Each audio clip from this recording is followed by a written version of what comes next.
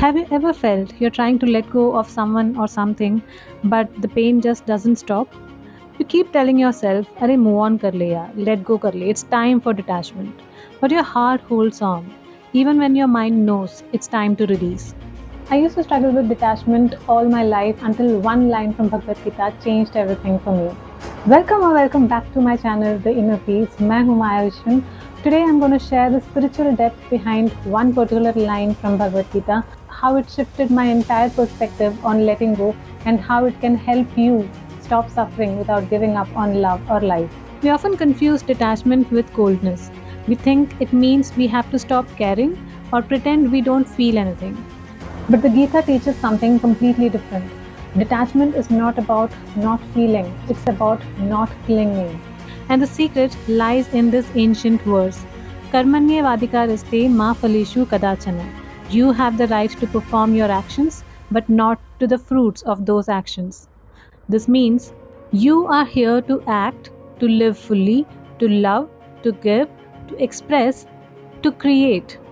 Action is your dharma, your sacred duty, but not to the fruits of those actions.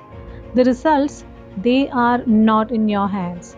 They are not your responsibility. This line teaches us to release control over the outcome. And that's where the real struggle happens, right? We do something with the silent expectations behind it. You love someone, hoping they will stay. You work hard, hoping you will be appreciated. You pray, hoping it will be answered the way you want. But when the outcome doesn't match your expectations, pain enters. Let's imagine this. You plant a seed, you water it, you give it sunlight, you do everything right. But it rains too much, or the storm comes, and the plant doesn't grow. Do you blame yourself? No, because nature had its own role to play. Just like that, the Gita reminds us you are the gardener of your actions, not the owner of their results. This isn't passiveness, this is conscious surrender. It allows you to love without fear, to try without attachment, to give without losing your peace. This is where detachment becomes divine.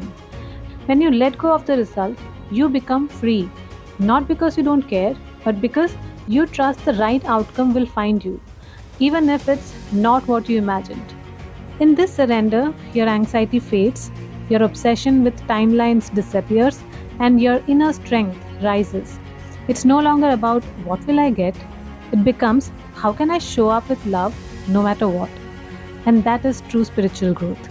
So, if you're holding on to someone who isn't holding you back, or if you're waiting for a closure, aching for validation, take a moment, close your eyes, and repeat these words slowly. I do my duty. I let go of the results. I trust the divine timing of my life. You don't have to numb your heart, you just have to free it. The Bhagavad Gita is not just a spiritual book, it's a manual for peace in chaos. It doesn't ask you to stop loving, it asks you to love without chains. And that is the kind of love that will never break you. If this message helped you feel a little lighter today, share it with someone who's struggling to let go. And remember to subscribe for more such deep spiritual wisdom and real life lessons.